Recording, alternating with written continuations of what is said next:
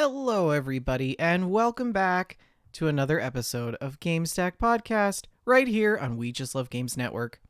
I'm your co-host, Vendertron, and joining me this evening is also Shalene. Hello.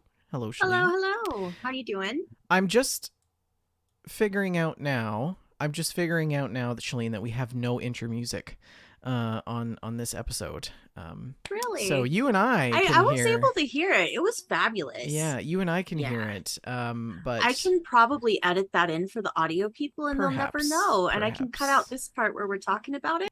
yeah. Okay. My audio is all weird today, so you might not hear any bumpers, you might not hear any intro or outro music. I can at least tag on the intro and outro to the audio. We're gonna try to work around that. Well, I hope that you're doing well, Shalene. How's things? Things have not been great. I had a really difficult week. Well, okay, What happened? It was like a rough week at work. Well, I had vacation the prior week. That was fabulous. Really enjoyed that. I guess I can talk about that during my gameplay section since I haven't played a video game in like 2 weeks. But of course, coming back home and going back to the office, things were just total chaos. And then I had multiple migraines this week, Oh which was no. not a fun time. And Yeah, that's no good. So trying to deal with all of that and not feeling Mm-hmm. at my best, it was difficult. It was difficult, better. But it is Friday. I am here with my friends, and I'm very looking forward to the show. And it's a long weekend, so here in the States, it is Labor Day weekend. So It is also Labor Day here. It is one of the very few really? holidays that we share together. So, Exciting! Maybe we'll have some time to like play a video game. Perhaps Something. I That's would something hope we used to that do together would be back in the nice. day. That would be Yeah. nice. Yeah. We can finally finish the final Finish It chapter. Takes Two. The final chapter of It Takes Two. Yes. Oh goodness. Well, I'm glad that you made it through the week. Even though you are battered and bruised, you are here and looking fabulous as always. Why, thank you. This is How episode. are you? Tell us about yourself. Oh, I'm doing good. Yeah, I'm doing good. I mean, as you guys know, we took a 2-week vacation from the podcast because summer vacation. It was the GameStack summer vacation. I didn't do anything. I did some hiking. I climbed. You look like you've got a bit of a tan. I always have a tan. It's from cycling. Look at this. Ooh. I don't know if you can see the tan Oh, line. wow. So I have this like crazy tan line from. For the audio folks, yeah, there's a tank top shaped tan line there. I hiked the hardest mountain I've done so far. Yeah. Oh, was it beautiful though? It was amazing. Yeah, it was really nice. It was a bit chilly at the top. We had some pretty strong winds when we got onto the scramble, and we had to climb over this rock wall, and we chickened out and we turned around and we went back because it was too dangerous. It was too windy. I mean, the winds were so strong that one gust could blow you right off the side. Wow. So it was starting to rain, and we were like, this is just not a good idea. So that one's a go back and do it again. But yeah, it's been nice. I've just been sort of chilling. We've had unprecedented warm weather here. We've been over 25 degrees Celsius, which I think is your 65 or 70 every single day for like the entire month of August. Hold on. What was that in Canadian? Hey Siri, what's 25 Celsius in Fahrenheit? 25 degrees Celsius is 77 degrees Fahrenheit. 77. Okay. I was thinking you had underestimated that a smidge. So we like broke this new record of like consecutive days over 25 degrees Celsius. Today it's 98 and tomorrow it's going to be 104, which is in freedom degrees. Really weirdly hot for September. Yeah. The trees are like, everything is burning. Everything's on fire. Oof. Anyways, yeah, it's been a nice 2 weeks, and you've been away. You've been traveling, doing a little traveling. Yeah. I've been planning my traveling. I've got a bunch of traveling coming up. I should actually send you all of those dates because it's going to be. I should try to do Mhm. a podcast episode from Copenhagen. That would be fun. That would be so fun. I'm not sure if I'd be I able don't to. know if you'd be The able to do time it. change would be a little bit Yeah. crazy, but And then what about the internet? Would they have good enough broadband for you at the hotel? yeah, I don't know. Because yeah. I don't want you using your data plan internationally and stuff. That's, yeah. Well, I would be on a SIM card, which would probably be like Okay. 10 gigabytes or something like Mhm. that. So, anyways, so I've got a bunch of traveling coming up too. So, um, but I suppose we should get on with the evening. We got a show for you. Um, if you're listening live, welcome in. We love that you are here. Happy Friday. Welcome to the best little corner of the internet at the end of the week. This is episode 126. You've got MailStack. And Shalene and I have a lot to talk about tonight. It's September 2nd. So, and we've got the new releases ready to go. We've got the Xbox Game Pass, new information about that, Amazon, as well as PlayStation Store stuff. We're going to talk about some news. We're also going to talk about some stocks and our gameplay. And we're bringing you a new segment to the show, which we'll talk about in just a minute. But we do have some things to mention before we dive into the actual show. Don't forget the show's sponsored by Oak and Crow Coffee. If you head on over to oakandcrow.com, you can pick up a bag of We Just Love Coffee Blend, and $2 from every bag goes to the Children's Miracle Network. And Shalene, I believe you also have something that you'd like to mention. I do. I just wanted to shout out an upcoming event. The lovely and amazing Jessica Starr is going to be participating in a sonnet festival at 4 p.m. on Sunday. That's 4 p.m. Eastern Time on Sunday. And that will be airing on United Wastelanders Network Twitch. So twitch.tv/United Wastelanders Network. They will be in Fallout 76, doing presumably Shakespearean sonnets, along with the theater company Fallout 50 and some other role-playing groups from the Fallout 76 community. It Wonderful. sounds like a grand time, and I wish I could be there.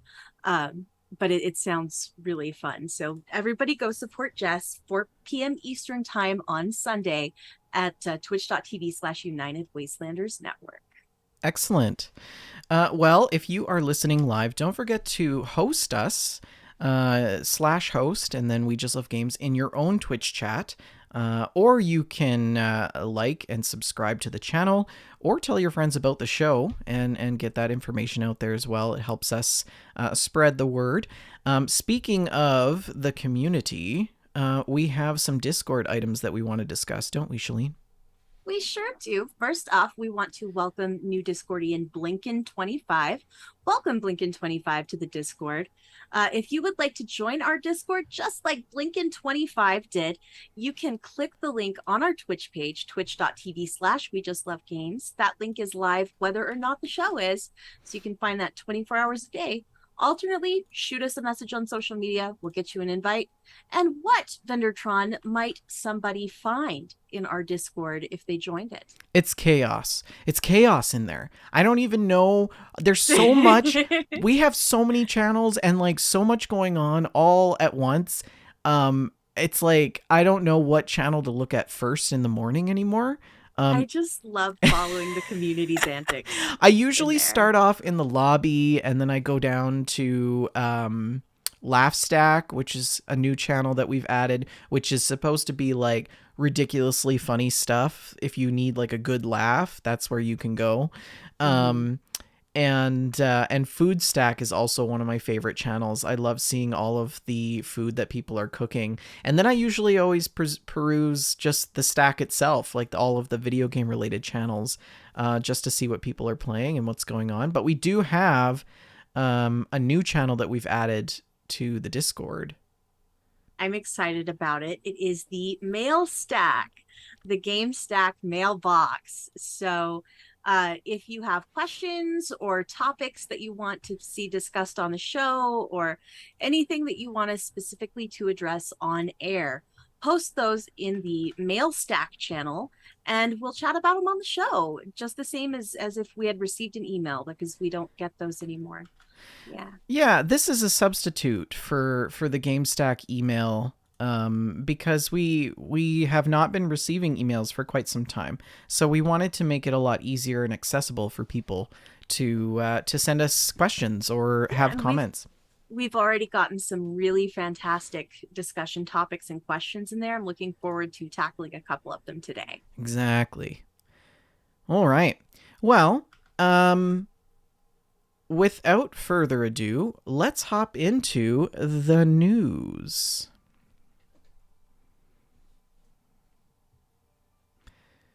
Once again, I apologize if you did not hear that bumper. It was very nice for Shalene and I, so I don't know what your problem is.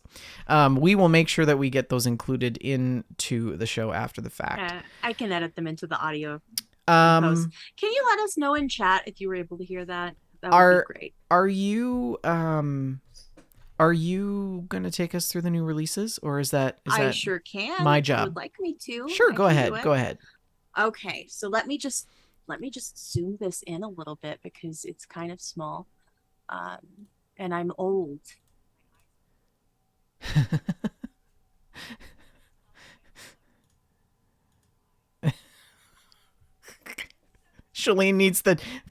Shalene needs the James Webb Telescope to read the show notes.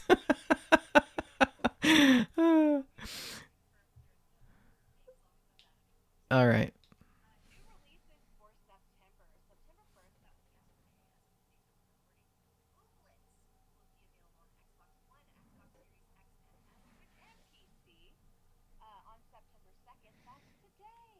Ooh.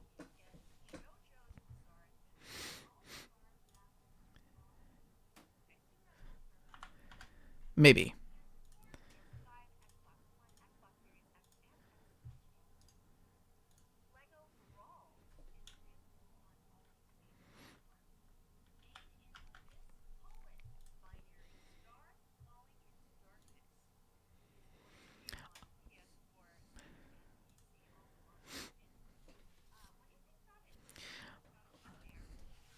I don't know, but I don't want anything to be made in an abyss colon. I'm just Oh, stand by. Stand by.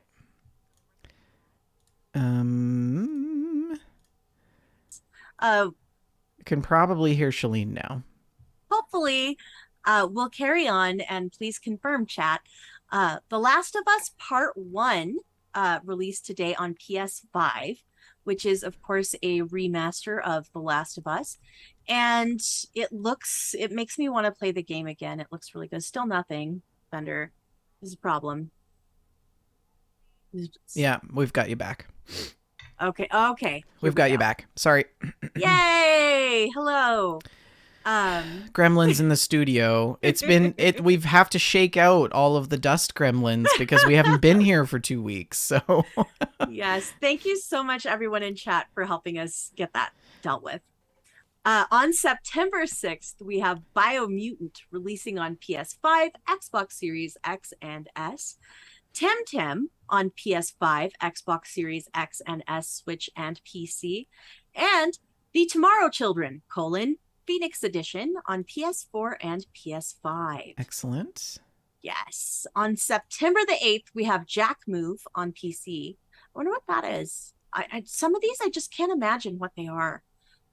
Steel Rising on Xbox Series X and S and PC on September 8th. And on September 9th, you can check out NBA 2K23 on PS4, PS5, Xbox One, Xbox Series X and S, Switch, and PC. Splatoon 3 on the Switch. Did you have something, Bender? No, I'm just listening intently to what you're saying. And on September 13th, Little Orpheus. Little Orpheus? I have to look this up. What is Little Orpheus? Big Orpheus was the Greek mythology. He went into the underworld after his deceased loved one. What is Little Orpheus? It's adorable. Okay. This is join us as we journey to the center. Oh my goodness. The year is 1962, and NASA are trying to put a man on the moon. In the remote corner of Siberia, a Soviet cosmonaut is heading in the other direction. Fearless Ivan Ivanovich is dropped into an extinct volcano in his exploration capsule, Little Orpheus. To explore the center of the Earth, he promptly vanishes.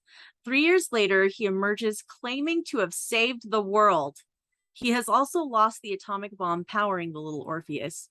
He is taken to a top secret bunker down below the Ural Mountains to be debriefed by the fearsome General Yurkovoy, a man so frightening, even Stalin won't buy him a drink. So then he tells his story. Okay, that looks interesting. It looks like a platformer, very, very colorful, That sounds really good. beautiful, beautiful backgrounds. I'm interested. Mm-hmm. That looks cool. Mm-hmm. Mm-hmm. Check that out on September 13th on all the platforms.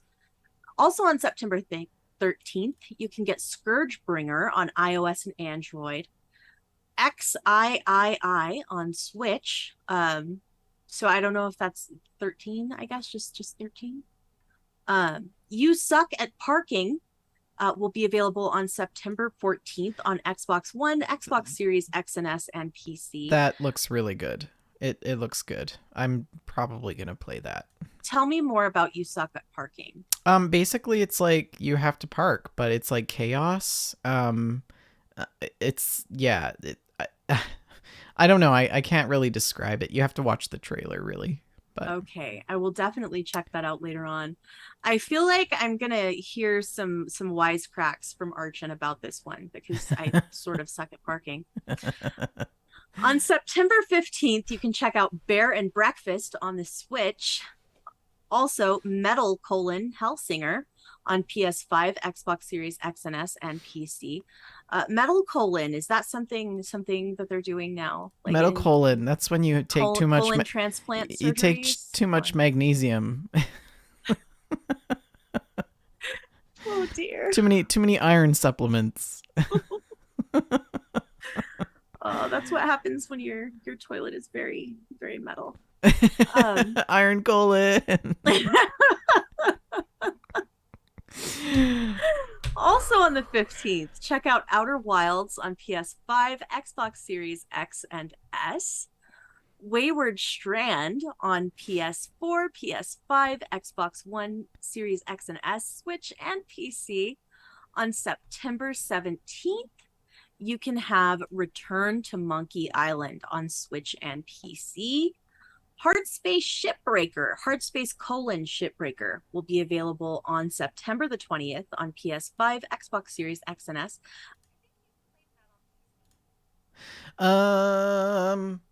Yes, Hardspace Shipbreaker, very good. Strongly recommend. The only drawback to it is that there is no co-op or multiplayer option. And that's why it fizzled out for me. Mm-hmm.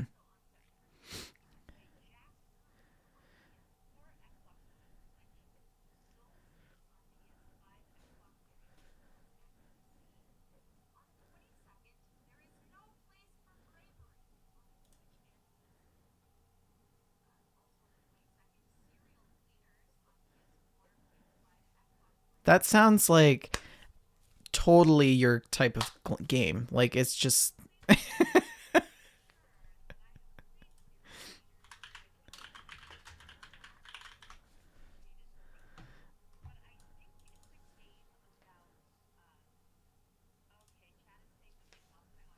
What? No! Okay, stand by. Okay, try speaking now. I think I fixed it. Sorry, you guys. I'm having all kinds of audio issues. Oh, dear. I think we've got Shalene back. Hopefully they can hear me. I'm going to keep talking anyway.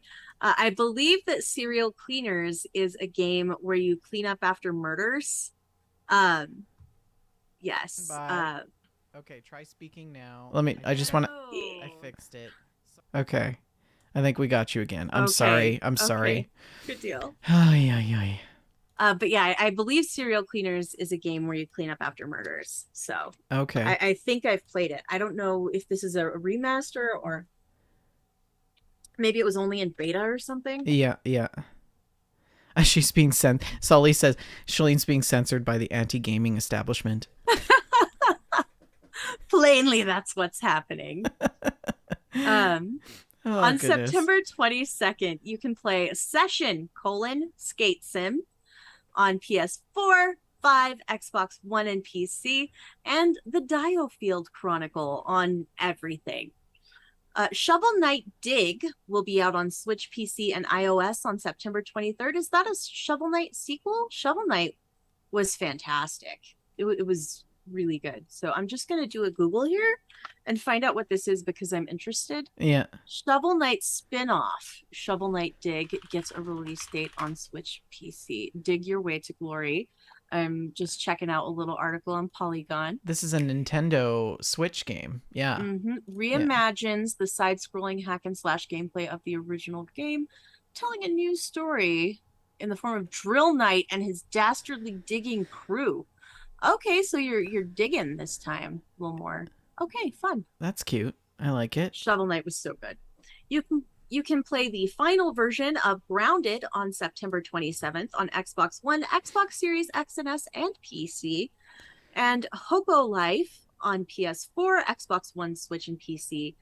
The Life is Strange Remastered Collection will be available on Switch on September the 27th, and The Ooh. Fridge is Red on PC. I must know more. We're doing another Google. The fridge is red. The fridge is red. Red. I'm concerned about why the fridge is red. This is an anthology of different first-person horror stories. Each episode explores a specific theme and experiments with gameplay ideas. So this is a psychological horror anthology on PC. I will probably not play that because I'm a little baby. Yeah. Me too. It's like, yeah. Oh no. Okay. Your face does not look like you're enjoying what you're looking at. Well, I'm not sure if you're looking at the screen share, but it's No, definitely I'm like not. the fridge is red is like security camera type quality gameplay. Like it's like you're looking through a security camera. And there's children in it, and children and horror Ooh. games just don't mix well with me. Yeah. Like little girls in white dresses with long hair, like ring type thing. Like, no, I'm good. Okay, well, Vendor and I are going to skip The Fridge is Red, but if you love psychological horror, it might be your jam. Maybe. Also on September 27th, September 27th is a big day for game releases. We've also got The Legend of Heroes, Trails from Zero on PS4, Switch, and PC. And Tunic will be available on PS4 and PS5 on September 27th. Have you seen Tunic? Mm-mm. Tunic is like a Zelda-like game where you play as a little fox. It looks really cute. On September 29th on the Switch, you can get Dorfromantic. Yep. Dorfromantic. We've talked about that previously. Yes. I think it originally came out on PC, maybe, or Xbox. I'm not sure. I feel like I remember other people besides me stumbling over that name. On September the 29th, check out Pathfinder: Wrath of the Righteous on PS4, Xbox One, and Switch. Valkyrie Elysium on PS4 and PS5, and Valkyrie Profile: Lenneth on PS4 and PS5. And that is the new releases. Shall I roll on into the free games? Yes, I'm just going to keep it rolling. PlayStation Plus monthly games and game catalog lineup for September. This is from the PlayStation blog, written by Adam Michel, via Joseph Tao, of course. Shout out to Joseph Tao.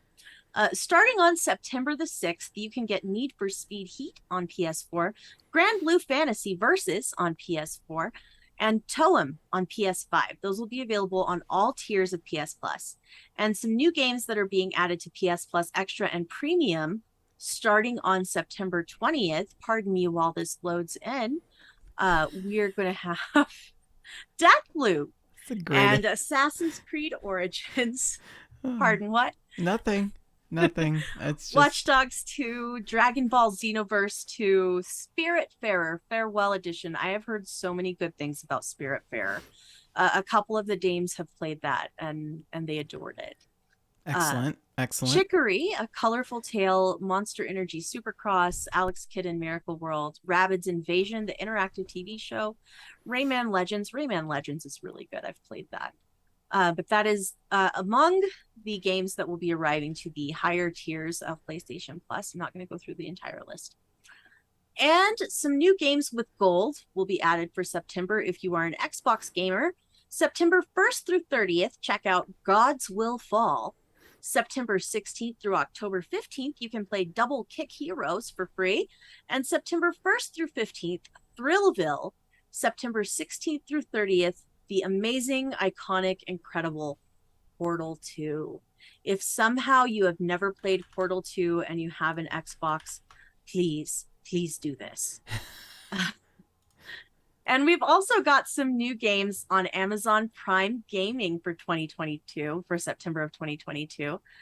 We're going to get Assassin's Creed Origins, Football Manager 2022, Middle-earth Shadow of Mordor Game of the Year Edition. Ooh, I've been interested in playing that. Maybe this will motivate me to do it.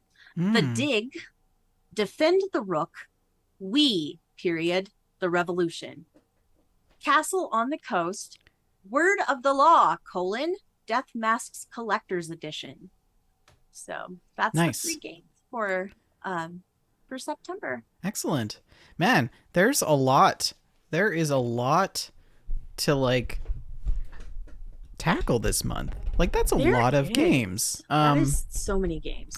I feel like, maybe the fall is always like there's always seems to be more releases coming into the fall. I think it's because they're trying to get in for holiday shopping. Perhaps. Yeah. Intuitively, it's not the best time because it's when kids go back to school, but that's neither here nor there, right? Well, I guess we should roll on into the news. Do you want me to take some of these articles? Yes, please. My voice is tired. Okay. Well, Shalene, did you ever have a GameCube? I didn't. I missed that generation of gaming. Me too.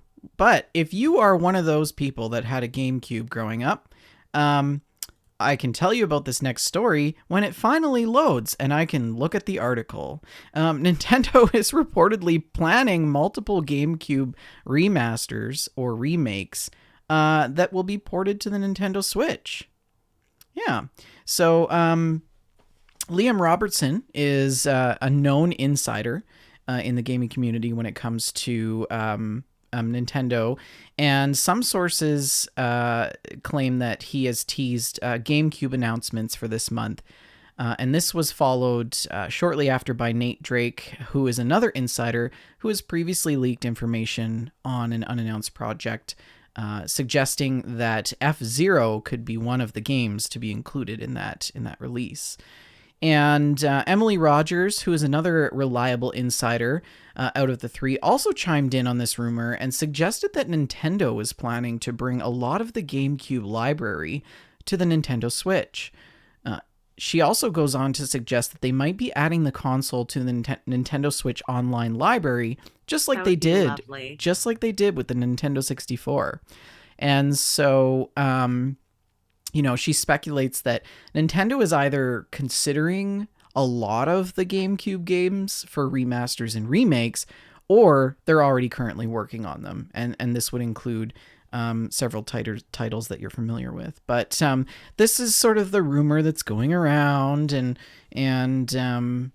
this they suspect that this might be part of the Nintendo Direct in September with the announcement of Zelda Wind Waker, Twilight Princess, Metroid Prime, etc. So it's possible that you could see a remaster of these for the Switch. How do you feel about that? I think that would be great. As I said, I did miss the GameCube generation, so I'm sure there are some great games there that I'd love to catch up on. And, right. I love virtual console type games. I've invested a lot of time into the Wii Virtual Console, the DS Virtual Console, and I really haven't found too much that I wanted to spend time with on the Nintendo Online service. Mm-hmm. And I think GameCube games would be a great thing, both for people like me who've missed them the first time and for people who have those nostalgia goggles. Yeah. Speaking of nostalgia, do you remember the Steam Deck? I do, yeah. the I Steam mean, Deck. I know it's still a relevant thing. It's I not don't like it's know if we can call obsolete. that nostalgia. I mean, that was like last week. No, that was like last year, 2 years ago. People are still just barely getting their orders, their St- pre-orders. yeah, right. So Steam Deck is a thing. It's one of Valve's babies, and they said that the next gen Steam Decks are being planned, and they may include streaming machines. And so the latest issue of Weekly Famitsu magazine issued an interview with a number of developers from the Valve development team. And they wanted to celebrate the fact that the Steam Deck can now be reserved by players in Asia. And at one point during the interview, the team was asked if the Steam Deck is successful, can they expect more? Can people expect more in the future? And Greg Coomer, who is one of the lead designers, said that unless something major changes, there will be a next generation of Steam Deck products in the future.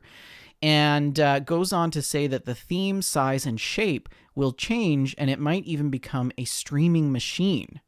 But development of the Steam Deck will definitely continue. It's too hard to say Steam Deck.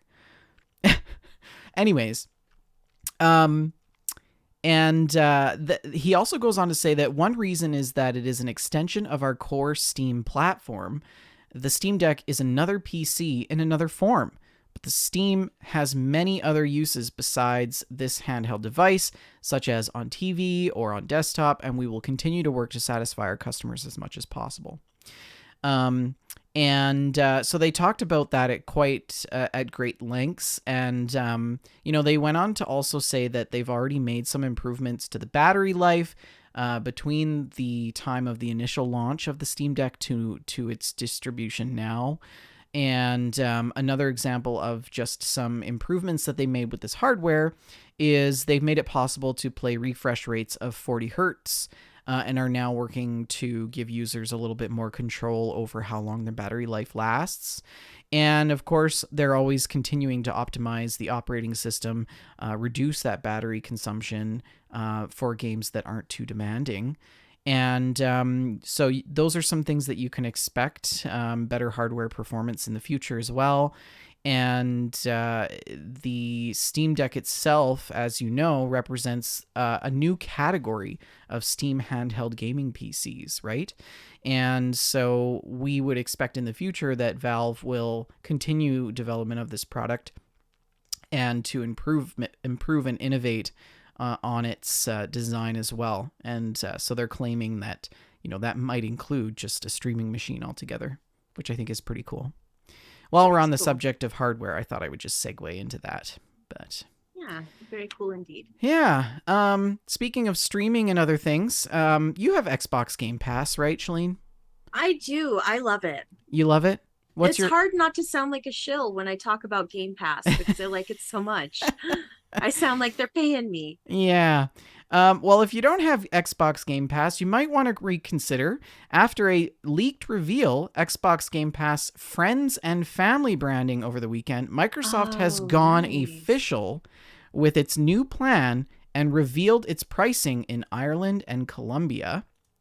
As a start, the new subscription will allow Xbox Game Pass members to share with up to 4 other friends or family members at £21.99 per month in Ireland and 49,900 COP in Colombia. I'm not sure what that currency converts to in US dollars.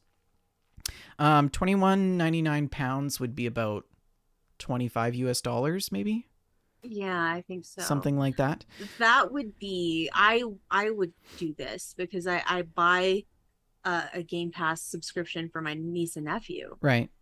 So now you'd only have to buy one. Yeah, right? just if I can just add them to my friends and family plan, I think this would be cheaper in the long run. Yeah. And then I would also be able to add additional people. Well, from my friends and family. Right. Well, they're not restricting this new Game Pass plan to just family members. The only restriction is that people who are added to the friends and family plan need to be in the same country. So Microsoft is currently testing this new Xbox Game Pass, friends and family plan, as I said, in Ireland and Colombia, and they currently they said in an interview with The Verge that they are currently looking at piloting this plan in Colombia and the Republic of Ireland. Future countries and regions might be added in the next months or so, but they haven't really announced any pricing for Europe or UK or the US yet, but it's likely to be around $25 per month for the Xbox Game Pass friends and family. Yeah, I would absolutely sign up for that right away. Add the niece and nephew, add Archon, and just increase the amount of games that I can play with people. Would be great. I would just like to say that Game Pass friends and family doesn't roll off the tongue well. I feel like it should be the game friends and family pass, or like Xbox games friends and family pass. I don't know. Anyways, well, I mean, Microsoft and Xbox specifically are not known for their facility in naming things. Right, Xbox One, Xbox One X, Xbox One At S. least they didn't call it the Game One Pass X1. Series XS. XOXOXO. So switching to the plan does not mean adjusting the time remaining on your previous plan, and Microsoft will perform a conversion to the friends and family plan for you. So if you have 30 days Xbox Game Pass Ultimate, that will convert to 18 days Xbox Game Pass Friends and Family. Seems reasonable. 30-day Xbox Game Pass for console will convert to 12 days. 30 days PC Games Pass will also convert to 12 days, and Xbox Live Gold will convert to 12 days. And then the 30-day EA Play will convert to 6 days of the Xbox Game Pass Friends and Family. As you already know, Xbox Games Pass or PC Games Pass is currently offered through Microsoft for $9.99 per month US dollars, and neither subscription includes online multiplayer capabilities, but you're able to upgrade to an Xbox Game Pass Ultimate for $14.99, and this will also unlock the Game Pass for console, PC, EA Play Access, and the Live Gold online multiplayer subscription. Lovely. So I think that's good. Are you're probably going to get that? Absolutely, we'll get that. Yeah. Mm-hmm. Good. Yeah. So that's like a lot of news coming out of Microsoft. We do have some news from the previous director of Prey. Remember when we played Prey? Yes, we were so scared. And how terrifying. Someday I'm going to go back and finish that game. I have a sneaking suspicion that Prey was the reason I switched to drinking espresso. Because those little coffee cups were turning into little spidery shadow creatures. This is a Kotaku article from Zach Zweisen, and he goes on to tell us about Prey. We know that it is a very good video game. It's gotten some pretty good reviews. And its name always seemed a little bit weird. Has its name seemed weird to you, Shalene? I never gave it much thought. I think most video game names are pretty bad. Well, you might recall there was a 2006 Prey game, which actually has no connection to this current Prey. I did think that was a little strange. Yes. Yeah. And in a new interview, the director of the game has explained how Bethesda assigned the name Prey to the game and how he felt it was a mistake. So he goes on to, and this is, if you recall, the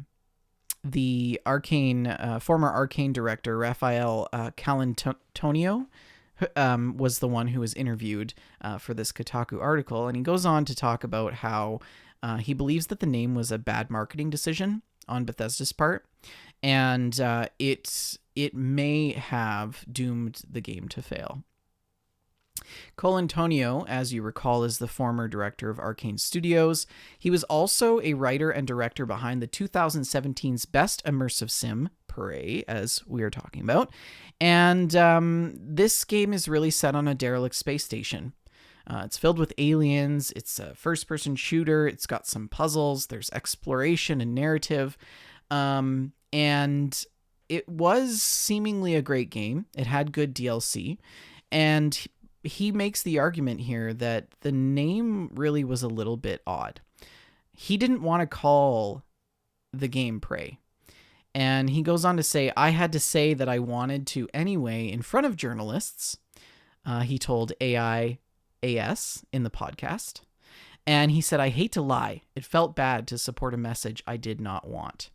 He also went on to talk about that it wasn't just him that felt this way about the name of the game, and claims that many others at Arcane also felt the same way too. And he was grateful that the company gave him the means and the time to make the game and trusted him to make something as great as Prey. But he was still very frustrated with the name.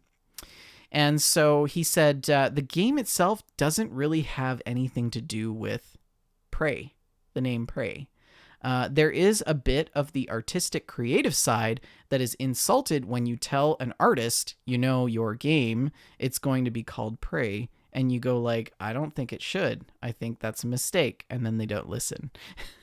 Yeah. So Colantonio then went on to say that calling it Prey was sort of a sales mistake, and choosing that name sort of backfired. And it kind of makes me wonder, Shalene, would Prey have been more successful if it wasn't called Prey? I don't know that it would have. There's no way we'll ever know now, but I can see the point that fans of the original Prey would have been angry because this was in no way related to the game that they loved, and associating it with that original game is not going to draw in new people. Mm-hmm. So I can see there that it might have been hurtful to the game sales. But on the other hand, I think the reason that Prey was not a tremendous commercial success is more complicated than just the name. I think it was overshadowed by Fallout 76 a little bit. Did it not come out at the same time? No, 76 was about a year later. Yeah. I really, Prey is it's an interesting game. It's an excellent game, but it's also, I feel like the player who loves Prey is a bit more of a niche player. Yeah. I think it's not a game that ever would have been a mass appeal game. Now, we've talked about Bethesda in similar situations like this, where the marketing team doesn't talk to the development team, or they have different ideas, and somebody else makes the decision, and then one department is unhappy about a decision that's made. And then you find out later, after the fact, years later, that the people were unhappy. The Colantonio, said that this situation with Prey and how Bethesda forced the name on the team was actually a big reason for his departure from the studio in 2017. Well, I can understand that if he's the studio head and he doesn't feel like he has input on his own game, then I can absolutely understand why that would drive him to want to find a new place. Yeah, and if you're curious where he's gone and what he's doing now, he's gone on to find start up a new team called Wolf Eye Studios, which has recently released a new game called Weird West. And I've heard of that. That looks interesting. Yeah. And so his goal with his new studio is to do things that are a lot different than they're done in a more corporate publishing system. So, very more indie-based type style of development that he has come to love. And he really values staying sort of independent from that multi-million-dollar, sort of corporate. That's understandable. Corporate structure. So, good on him for speaking out. I mean, I can't imagine it's going to help his career, but maybe it will. Who knows? Yeah. What else do we have to talk about? We do have some new game stuff to talk about. So are you excited for the new Assassin's Creed? Have you heard about this? Anything about it yet? So, if you are unfamiliar, Ubisoft has now announced a new Assassin's Creed. It's called Mirage. It is going to be the next installment in the Assassin's Creed franchise. And you will be able to find out more on September 10th at Ubisoft Forward, 9 p.m. Central Standard Time, 12 p.m. Pacific Standard Time. So keep your eyes peeled for that. I think that's going to be very exciting. Okay, so I'm looking at this key art that was part of the announcement tweet, and this looks like we're back in the Middle East. Yeah. So I mean, there is an official trailer actually for it. Oh, is there? I want to see. So Can we play that? let's take a look here. Let's do it. Oh, this is not an official It is trailer. not an official It trailer. is just No. it's just yeah. Okay. Well, that's okay. We tried. A for effort. And I love the Assassin's Creed series. I I have complicated feelings about the Assassin's Creed series. I've played like 15-ish hours of all of the new ones, and I love them. They're great games. I haven't finished them because they're too big, Mm-hmm. and I don't have that kind of time anymore. But I really miss the classic style of Assassin's Creed game. The Origins and post Origins games, they play a little bit more like a Souls like, not with that difficulty. They don't have that level of difficulty, but the combat is like Souls like combat. Not as difficult, of course, but the controls are similar. It's nothing like the prior games, Right. and I miss that style of gameplay. I really miss it, and I don't think we'll ever return to that because Origins and Odyssey and Valhalla have been tremendously successful. Right. So I don't think we'll ever go back to that classic. And they're great historical games. They're very cool, but they don't feel like Assassin's Creed to me, and that hurts a little. It's a phenomenon, Shalene. I mean, we've seen it with Fallout as well. Mm-hmm. Right? These Indeed. games evolve and They people change, they and change and things have to change. You know, if you're not changing, you're dead. yeah. And but it I miss that classic gameplay. Yeah. Well, I know you're also a fan of God of War.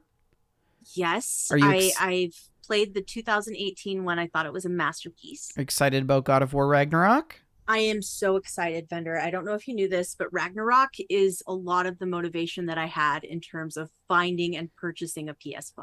Well, I wanted to have one ready for Ragnarok. the God of War cover has since been unveiled. Let's take a look. Yes. So this is the cover for the new God of War Ragnarok. What do you think? Oh, this is it's on Game Informer. That looks great. Yeah.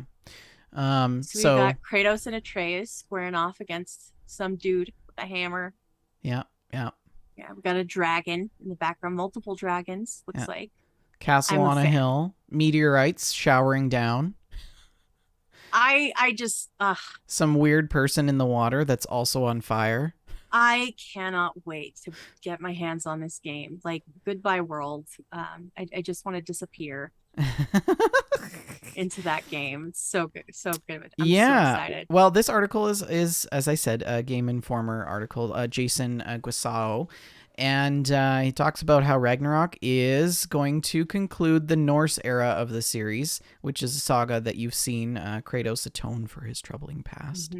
Mm-hmm. But the upcoming sequel, Kratos and Atreus must stave off a preordained catastrophe, calling on old and new friends to succeed against Asgard and hopefully prevent an all-out war. Lovely. Of course, that's not all. The God of War content it will include a ranking of 5 favorite bosses from the franchise. Alex Van Aken attended EVO, comparing the story event to the Olympics in an interview. And then also Marcus Stewart got some hands-on time with the next entry of the franchise as well. And so, they're all giving it high praise, saying that it looks really good. This cover art has been in the works for quite some time. Its level of detail is a testament, of course, to that. But Kratos and Atreus faced armored warriors and, as you said, dragons, or some sort of reptilian monster. And then also the Huldra brothers ready with their weapons from the high ground, and meteorites coming down, and a far off mountain range, and things like that. And this is really good. There's a lot of speculation sort of floating around online about what will be included in the game, and I think people are really excited about it. So Absolutely can't wait. I miss the days of cover art. It doesn't happen a lot, does it? Yeah, I feel like it's not as important as it used to be. Right? I feel like Yeah. cover art actually builds more hype than a game trailer, because it's more think? mysterious. Yeah. It's a still image. You've got to make your imagination go wild just Mhm. looking at that. I always think back in the day when game graphics were not what they are now. And the cover art was completely unrelated from anything It that you would was play in the so game. good, right? Yes, the cover art would be just this incredible, incredible scene. And then you pick it up and your character's like 2 pixels and so good. Yeah. So good. I love video games. Okay, I'm tired of talking. You do the rest now. Okay. So NetEase is a publisher that has been just buying up tons of AA studios, just so many gaming studios they have acquired recently. And one of their latest acquisitions is Quantic Dream. And Quantic Dream, of course, was the developer that brought us Detroit Become Human, which I was absolutely obsessed with So for good. about a month and a half. So Yeah. good. Yes. That's right. You played it too, didn't you? Did we do a Yeah. play? Didn't we do a No, we didn't playthrough of play that it together. Oh. We didn't play it together, but I played it extensively. I platinumed that game, and I mean, and then I think I sent you a copy. Let's be honest, Jesse Williams. Yes, Jesse Williams, indeed.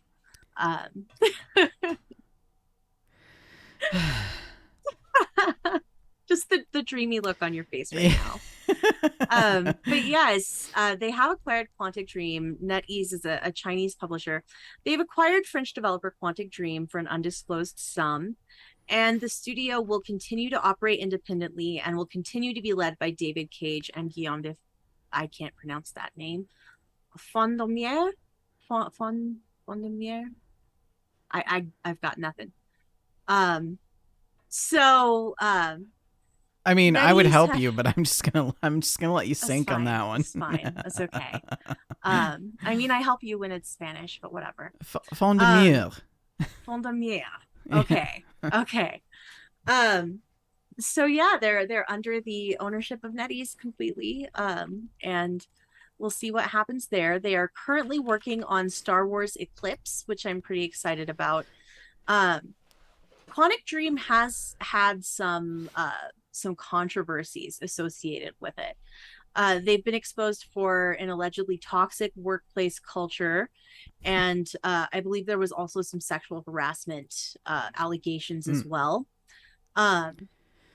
And a lot of people have been led to boycott Quantic Dream in their games because of this. But I continue to be very excited about getting a Quantic Dream style Star Wars game. So nice. Yeah, I hope that continues development and that it's excellent. I've really enjoyed some of their previous titles, including Heavy Rain and Beyond Two Souls. So love those games, and absolutely was obsessed with Detroit Become Human. So nice. We'll see what happens there. Also in acquisitions news, PlayStation has purchased a mobile studio, created a mobile gaming division, but they state that single-player AAA games remain their focus. So according to this GameSpot article, Sony is now making console games, PC games, live service games, and mobile games. Cool. So they've acquired Savage Game Studios, which is a mobile studio based in Finland and Germany. And they are working on a live service game for mobile. And it is unknown as yet whether this will be a PlayStation franchise or a new IP. The sale price was not disclosed due to contractual commitments. And buying Savage is part of the company's effort to expand PlayStation to additional platforms. And I think this is smart. I think it makes sense for PlayStation to get a foothold in the world of mobile gaming. That's something that Xbox has certainly done in the past and is continuing to do with the Activision acquisition. Of course, King, the creator of Candy Crush, is part of the Activision acquisition. So I think that it makes sense for Sony to do this to continue to compete. Mm-hmm. Um, Mm-hmm. but however, they do want to assure players that this doesn't mean that their focus is shifting. They will continue to make unparalleled single player, narrative driven AAA console games. This is just adding an additional layer, not taking away from any of the prior layers that we know and love. It seems smart to me. I wonder if they're going to dissolve the studio name, Savage Studios, I don't know. Rename it something like PlayStation Mobile. or like something less politically flammable. I don't see why that's a problem. Well, we'll talk about it after the show. You can explain it to me. Yeah. With a diagram. You can draw me a picture. I'll have crayons. a paper chart. Yes. Yeah. Thank you. I don't know. I feel like their PR team maybe was like, I think we should change the name. Yes, we can discuss that later. Yeah. This next one, I haven't clicked through this news article yet. I haven't read it, but the headline is enough to make me want to breathe fire. This headline reads, Halo Infinite fans upset as local co-op canceled. Next season delayed. I don't care about the next season, but they canceled local co-op? Are you kidding me? Are you kidding me? I've been waiting to play this game until you added the split screen so I can play it with my mother, and you're not going to do it? I'm so okay. Let's find out if this is true. Let's read past the article. I don't want to be that guy on Twitter that like retweets the article without reading it. So let's have a look. This is a Kotaku article by Ari Nadas. VOD is not having any of that. Oh, VOD is so angry. Oh no, I can feel it. Just fans of Halo Infinite have spent the past few days deliriously anticipating the game's next roadmap, and today the plans were unveiled, a wave of delays, a handful of imminent updates, and a promised feature canceled. Needless to say, fans are bummed. So, Halo Infinite, of course, is the first to have a live service model. It is free to play, the multiplayer mode, and operates around rotational seasons. And the second season launched in May and was supposed to run through early November. That was already a timeline that irked players who believed Infinite would operate on 3-month seasons. But season 2 will now extend into March. So that's a long time. To be fair, Halo Infinite will still receive some new content on November 8th, the day that the third season was supposed to launch. 2 new maps called Detachment and Argyle will join the rotation. Both of those were made in Forge, Halo's longtime creation mode. The Forge beta will slip from its anticipated September date to later this year. And it looks good. It looks pretty good. Cosmetics that were teased in key art from the launch window seem to be part of a free 30-level battle pass that will round out the rest of the year. The open world campaign will receive support for online co-op, plus the option to replay missions. They don't have mission replay?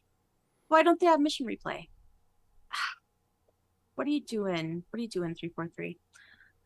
Covert One Flag is a new game mode that will join the rotation, and the Winter Contingency event that ran in January will have a second outing, followed by a new event called Joint Fire.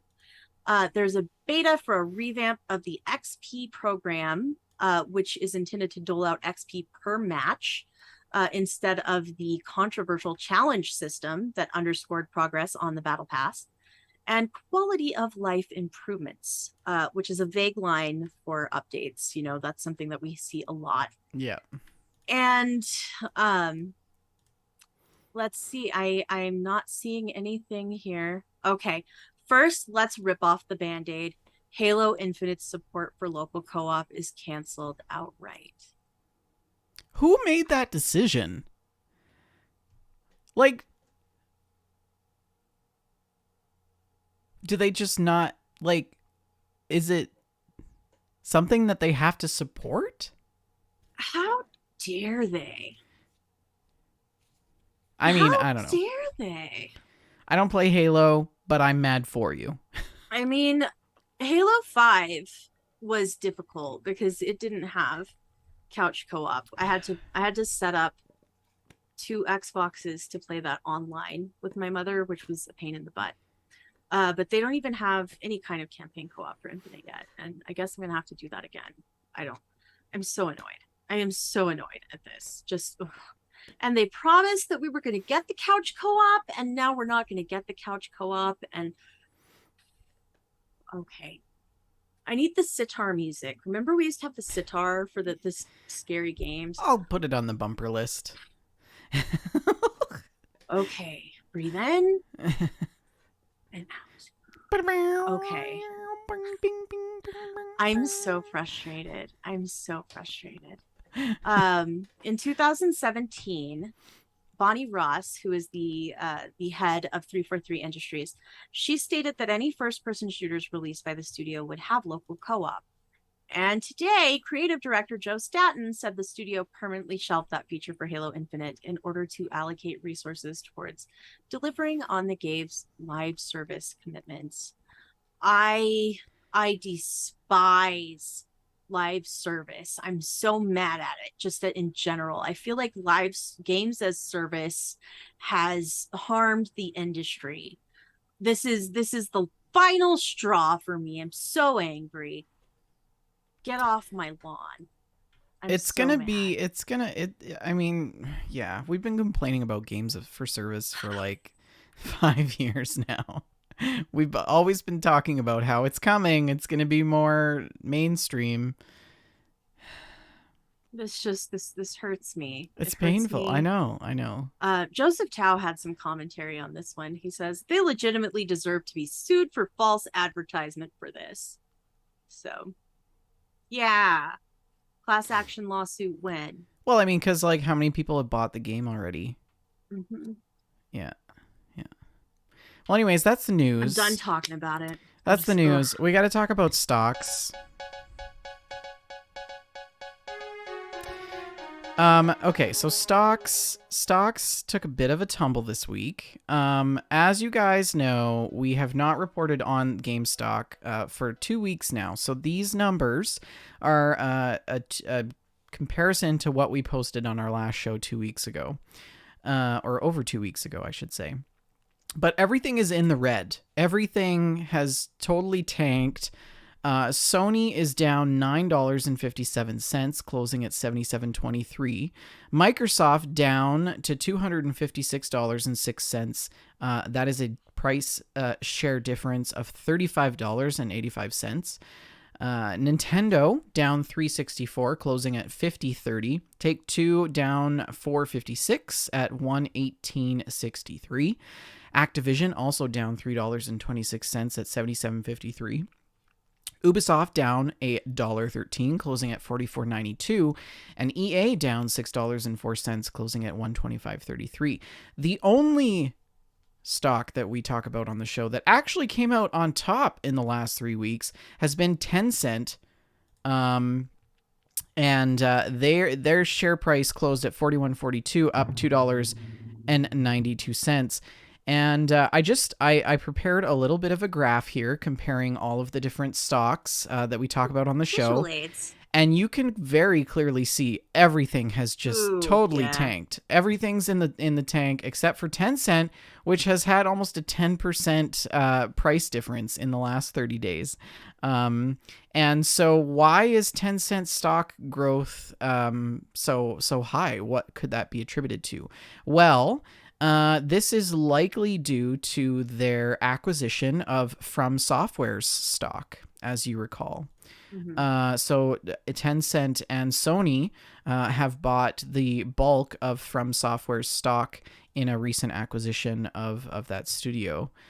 So that's likely what is leading to their stock share price increase. Just to go on a little bit more about that, From Software is actually the studio that brings you Elden Ring, which has been wildly huge success, and since its release in February, and they've sold millions of copies, so it's no surprise that this sort of acquisition would appease shareholders and increase the share price. The deal today, in today's dollars, was about £225 million, which is quite a lot of money. And From Software says that they'll use the money to invest in more powerful game intellectual property. And their goal is to establish a framework that allows the expansion of the scope of its own publishing in a significantly growing market. That is a direct quote from an interview that they did with CJ Wheeler from rockpapershotgun.com. So that's why Tencent has grown quite a bit. And Microsoft, why are they down $35? You might be wondering. I mean, they're a pretty big company, right? Their share price is quite high. You wouldn't be surprised to see this kind of fluctuation, but this is likely due to their $68.7 billion all-cash deal to bag the gaming giant Activision Blizzard, which faced closure on antitrust scrutiny in the UK. And now, based on that acquisition, the country's market watchdog for the UK government has just announced that they will move to an in-depth investigation unless the pair submit a suitable proposal to address its concerns in the next few days. Now, the Competitions and Market Authority in the UK opened a formal probe of the acquisition in July, stating that they were likely to move to a deeper so-called Phase 2 investigation, but has now decided that that deal does merit a closer investigation into what's really going on. So basically, Microsoft and Activision have 5 working days to submit to the CMA to sort of mitigate this deeper probe into what's going on. But in a statement, Sorcha O'Carroll, the senior director of the mergers at CMA, said, "Following our Phase 1 investigation, we're concerned that Microsoft could use its control over popular games like Call of Duty and World of Warcraft post-merger to harm rivals, including recent and future rivals in multi-game subscription services and cloud gaming. If our current concerns are not addressed, we plan to explore this deal in an in-depth Phase 2 investigation to reach a decision that works in the interests of UK gamers and businesses." So that is likely why their stock price has fell quite substantially. How do you feel about that, Shalene? Oh, you're muted, my dear. I don't really have a lot of thoughts about it. Yeah, I really don't. Well, that's GameStock. And now we're going to introduce to you our new segment of the show called You've Got Mail. MailStack. Dun, dun, dun, dun.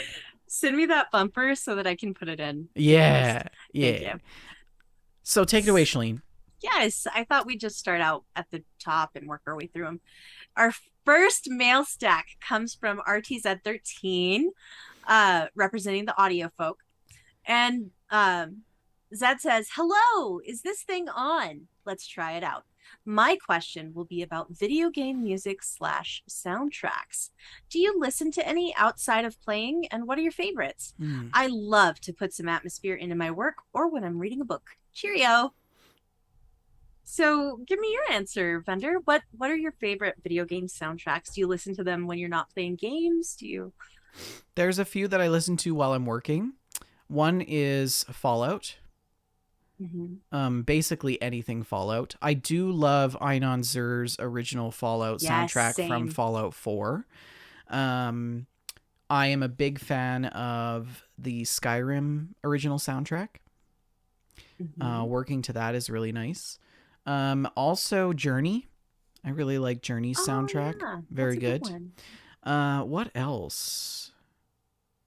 Life is Strange. Mm-hmm. Sometimes I listen to that soundtrack as well, but that would be like when I'm cleaning or driving, not usually when I'm working. I like just instrumental music when I'm working.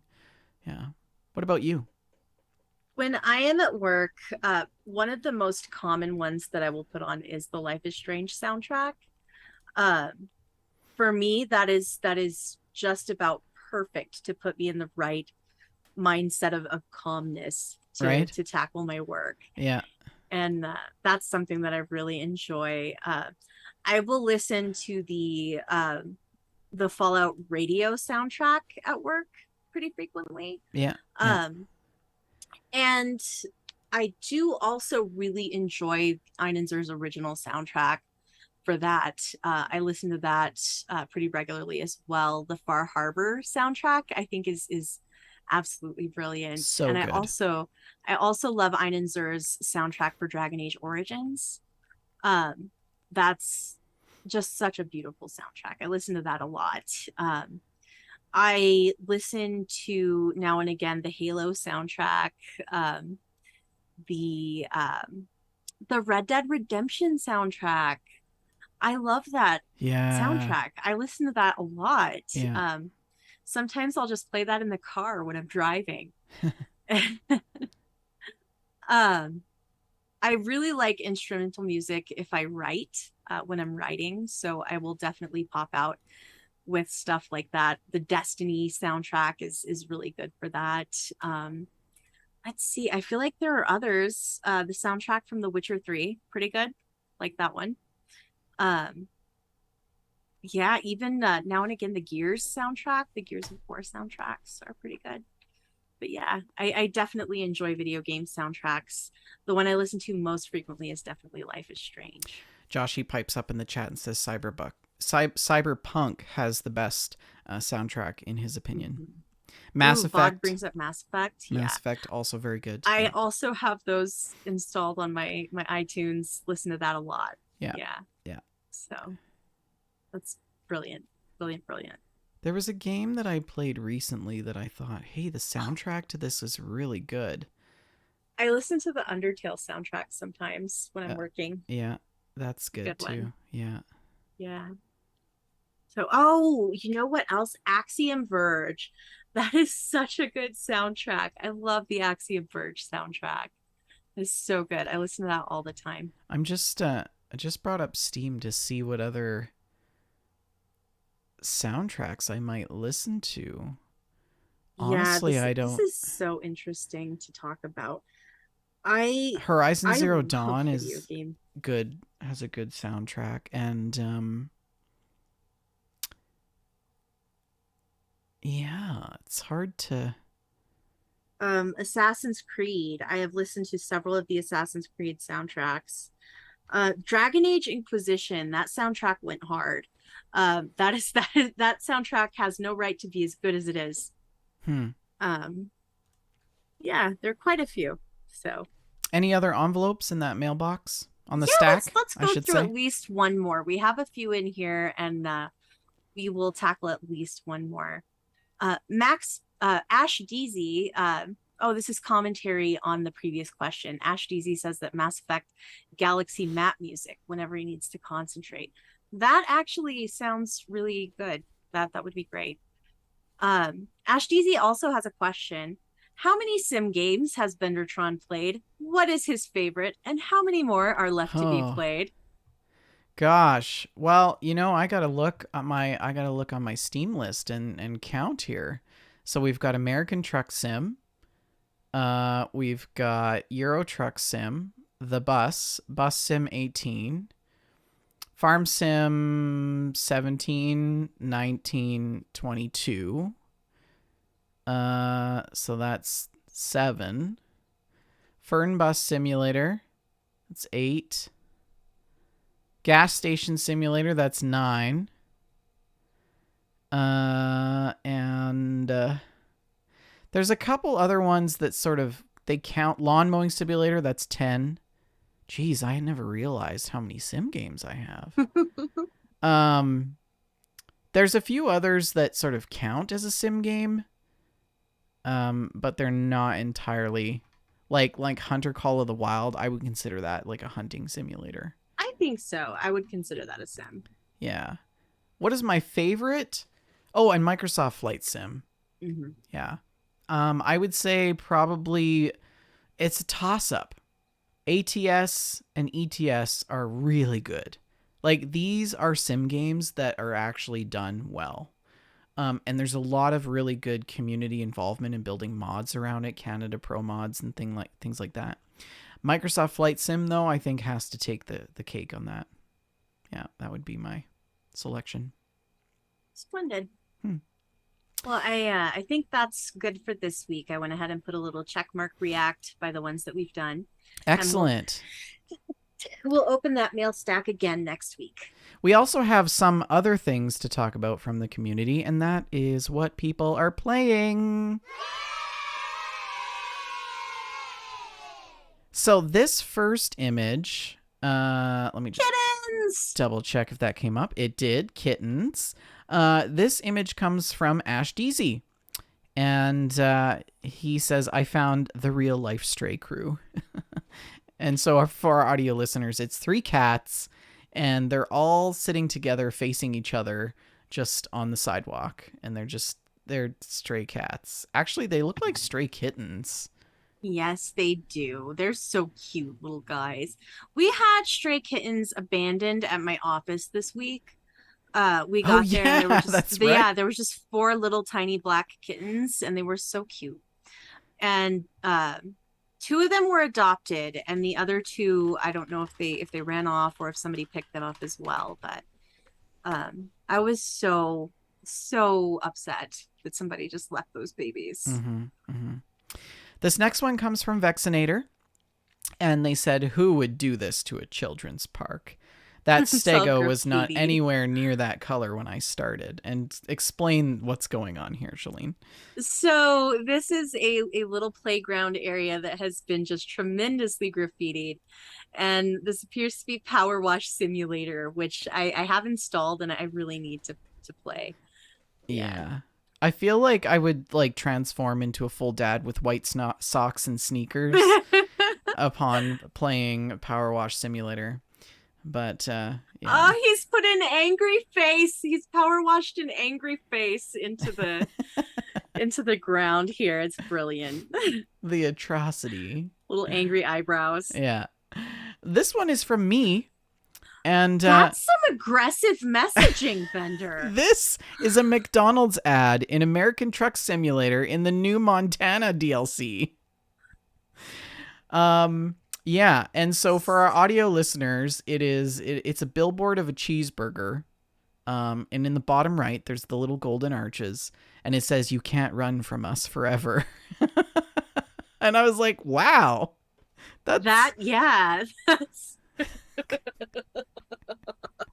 And I did a double take, and I had to stop. Like, you could see my truck parked here on the side. I had to stop and like get out and look at this because it was just vaguely threatening. Good. So good. I like the sunflowers under the billboard, though. Yeah. This next one's from Vod. Actually, we've got a few from Vodka Knockers. This first one, he says, Star Wars Empire at War mod, Fall of the Republic Admiral Yalaran and Anakin Skywalker lead a Republic fleet to retake Geonosis from the Separatists. And nice. It's an image of a large aerial battle in space. There's some Star Destroyers and other pods and things zipping about, firing at each other. It looks very epic. And also this one he includes as well and says, with the space battle above one, Delta Squad, the main characters from Star Wars Republic Commando, lands on the planet to secure the area for the rest of the Republic Army. How fun. So there's a team of 4 of them there, and they've got their gear on, and it's all good. And the last one that he sends on this is Obi-Wan leading the Grand Army of the Republic into the battle.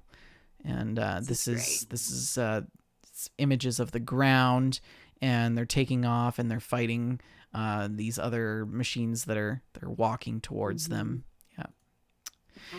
Those got a drop couple. ships are really great. We've got a couple from Seder as well. These ones are space trucking in Star Citizen, and this is an absolutely breathtaking image. It's some sort of aircraft carrier in the clouds above a sea, and the sun is reflecting off the water, and it's just very mystic and mysterious. I like it. Gorgeous. Here's another one of an aircraft carrier sort of coming into a station, landing in sort of like an Arctic zone, and below there's like a landing pad, and it looks really good. The rear of the ship with the jet engines, propulsion engines. And then this one, where he's coming out of a dock, hovering above a planet on some sort of like pod racer. It's like a, you know, an space sea-doo, so to speak. But looks good. Then we've got a couple from RTZ13. And he took a playthrough of Road 96. I love this art style. Road 96, if you're unfamiliar, is a game about teens trying to get out of their extremely corrupt country by getting to and crossing the border however they can. It is an episodic and emotional game, and he says that Vendor would love the music. So here we have an image of a semi-truck, it looks like. And on the dash, there's a map and a couple of cans of soda, and it's got a picture of like a spiraling fuzzy dice hanging from the rearview mirror. Yeah, and a spiraling road going into sort of a mountain region, with some desolate tundra and trees and things like that. And this next one is now a snapshot of a police officer. And on the screen, there's a screen on the wall next to the police officer, and it says result 13 equals pass, 14 equals fail, and 15 equals pass. I'm not sure what this means. He looks very stern, this officer. He looks quite angry. Yes. Yeah. And then also this one, which is really cool. Oh, it's a carnival. Yeah, they're at some sort of carnival. This looks like it's giving me like desert vibes. Like a carnival in the desert kind of thing. Mm-hmm. And there's like rays of light shining and stuff like that. Also this one of the mountains, and there's a waterfall. Oh, this is so beautiful. Yeah, it looks really good. And the last one that he sent, second last one. This one is of looks like a border crossing, actually. This is a checkpoint. It could be a ferry. Could be a ferry. This is a border checkpoint. And there's trucks lined up everywhere, and he looks like he's on some sort of hiking trail above, looking down on the checkpoint. And this last one is really interesting. The character's name is Jared, and it's a picture taken from the perspective of the backseat of a car, and pointed at the driver. And the driver's got his head turned. He's giving sort of side eye, and he's got a cigarette hanging out of his mouth. His name is Jared, and he says, I have that for a home project. And there's like a health bar type graphic at the top. Yes. And it is labeled Jared's Cold Anger. And I'm starting to think we shouldn't have gotten in the car with Jared. I think, Shalene, you and I should do a playthrough of this. I think so too. I think we should. Someday after we finish Life is Strange. Yes. And all of the others on the stack. Yeah. So that's it for what the community is playing. And we're going to move on to the last part of tonight's show, which is what we're playing. Do you want me to go first, or do you want to go first? I will go first because I haven't really been playing video games for the last couple of weeks. Of course, last week I was traveling. I had my vacation week. And I met up with Archon and we hung out, and it was grand. We played some Scrabble, so that was really fun. Yes. Did you win? I did. I beat him twice, and the third I feel match like, never happened. So. I feel like I could. Yeah. based on the amount of books you read and words that you have in your dictionary, your mental dictionary, there's Well, no way that I could ever win. I teased that I crushed him, but of course it was very close both times. Uh, Archie and I are very, very close match in Scrabble. Um, so it was very good game both times, and I am looking forward to the inevitable rematch. Nice. So yeah, Nice. we went and saw Thor: Love and Thunder, and that was fun. It was a fun time, and I haven't watched many of those Marvel movies. I've just seen one or two here and there. So we started watching some of those together, just streaming them, and that was fun. So um, ate at some nice restaurants, just hung The out, had a great food, time. the Yeah. food you posted in Yes. FoodStack is awesome. Yeah. And of Looks very course good. we did the bookstore tour of Albuquerque, which was a grand time. So we always have to go to bookstores, and that was great. I came out with a huge pile of Of course books. you did. Yes. Yes, Yeah. as you do. Mm. Um, and yeah, I didn't really do any gaming that week. I took my Switch along, never took it out of the suitcase. So Really? yeah, Well, it just sat there. maybe that's a good sign. That's a good sign that you had a Yeah, lot of fun and you were really yeah, busy. we had Yeah. a good time. That's good. And this week I really haven't played any games either. I've been busy, and of course not feeling too great. I did do a little bit of mobile gaming, nothing super interesting. Like I played some Candy Crush, some Match 3 games, some Mahjong on my iPad. Just nothing very compelling. Hopefully I will have some more time over the long weekend to get some gaming in. Yes. Yes. Excellent. Well, I've been playing quite a bit of games while you were away because, I was lonely and Shalene-less. Um, I did go on a hike and I talked about that at the beginning of the show and you sounded very interested. So I did put together some images of the hike that I did. Oh, wait, let me pull this up. So Okay, ready. this is so when you started the hike, it was like, really, really steep for the first 4 or 5 kilometers through thick bush.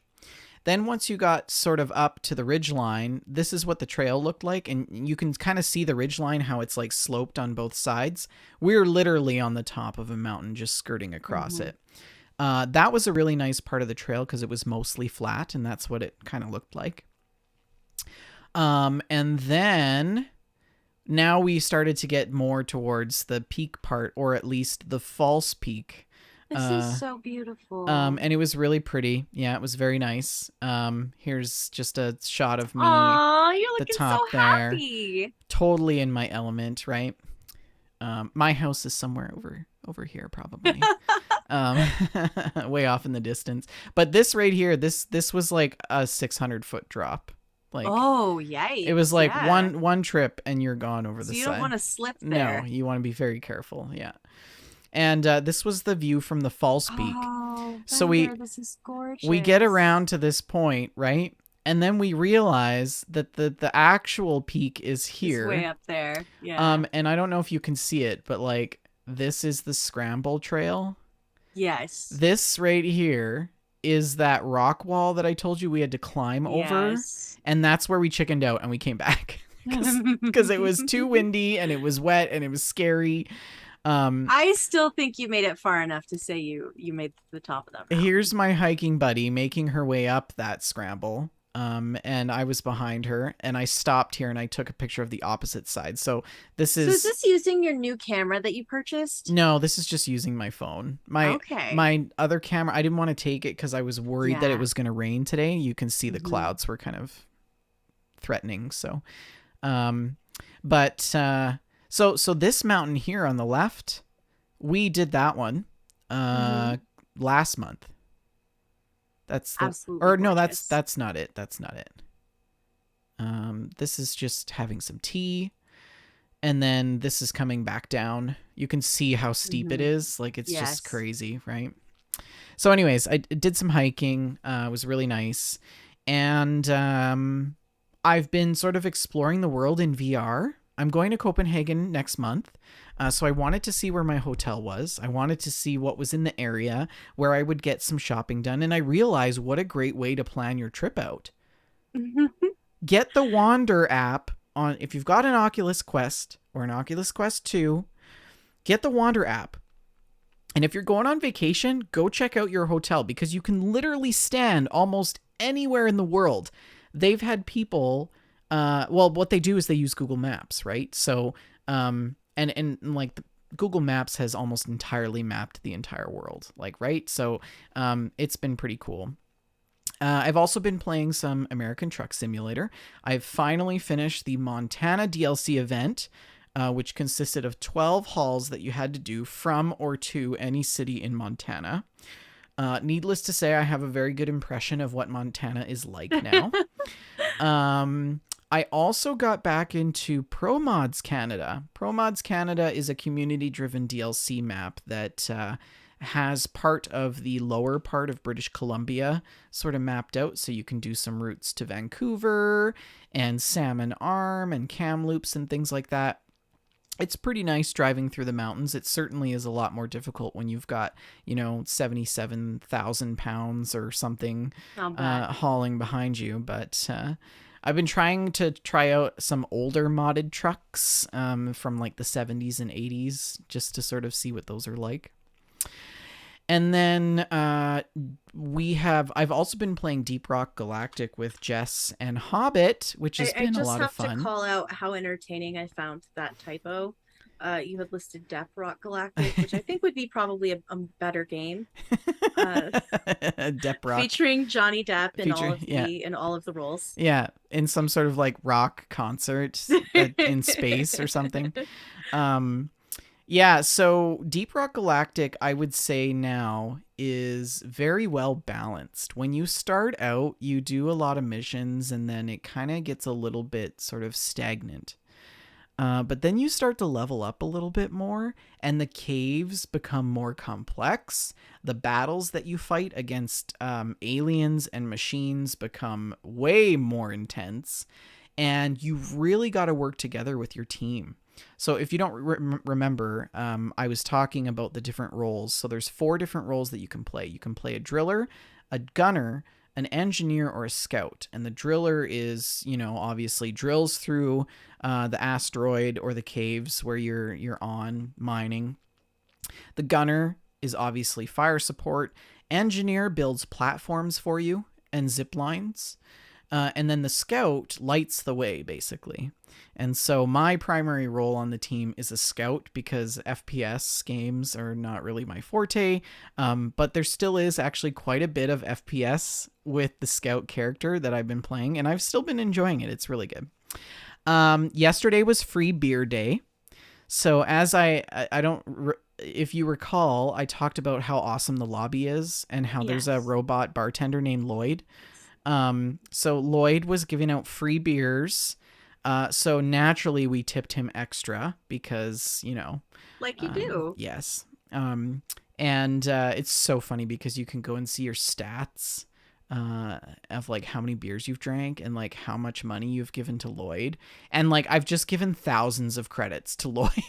I just like tip him all the time. It goes nowhere and it benefits nobody, but I just assume that, it makes his life it benefits a little bit better. Lloyd. I'm sure that Lloyd has a lovely home and possibly some robot wife and children to take care of. And... Exactly. So, so that's been a lot of fun. And then Jess and I actually got Untitled Goose Game. Yes, and, the goose! We have dove into and finished in 3 hours, I might add, Untitled Goose Game. We do have to go back and finish some of the unlisted tasks that aren't on the main task list, but you've played it, right? I have, yes. Yeah.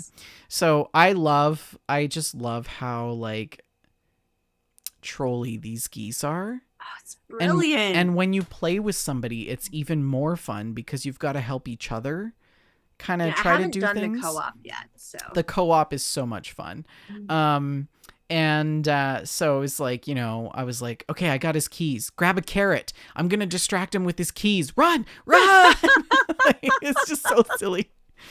And I don't know if you've picked up a milk jar. Did you pick up a milk jar in Untitled Goose Milk Game? jar. I don't remember. So I discovered that if you pick up a milk jar and you honk, it's like a goose with honking into a milk jar, like honk, honk, honk. It's so funny. It's so cute. Oh, that's wonderful. That is so great. My only criticism about Untitled Goose Game is that the mechanics for PC are some of the worst video game mechanics I've ever experienced. Ever. Like it was so infuriating. I can't even describe it. It was just so bad. But despite all that, I still really enjoyed it. Good. We did figure out at the end that if you jump off of the garbage lid and you follow that little path, it brings you to like a miniature of the whole town. And there's like a separate thing that you have to do. So we have to go back and do that. I guess you must have not have done that either. No, I missed that. Yeah. So that's cool. And then there's like a bunch of other things that like to-dos that aren't on the actual list. So like picking all of the different flowers and collecting them, that's like one of the things. And so yeah, it's definitely like a completionist dream. Oh, it's such a good game. Yeah. So fun. Just chaos. I was really surprised at how good it was. Yeah. Chaotic evil goose. It's Yeah. wonderful. Anyways, that's a show. That's a show for us. Yeah. Don't forget, we're sponsored by Oak and Crow Coffee. If you head on over to oakandcrow.com, you can pick up a bag of We Just Love Coffee blend. And every $2 purchase, every bag purchase, $2 goes to the Children's Miracle Network. Also, don't forget to check out Dames Who Game. Shalene, have you got any new episodes for the listeners? I think it's been a couple weeks since we posted one, but there's definitely check it out. There's a backlog of great episodes to listen to. And I will also take this opportunity to once again ask you guys to support fellow Dame Who Games, Jess. Jessica Starr is doing the Sonnet Festival in Fallout 76 at 4 p.m. Sunday. And that will be on twitch.tv/United Wastelanders Network. So definitely stop by and check that out. Yeah.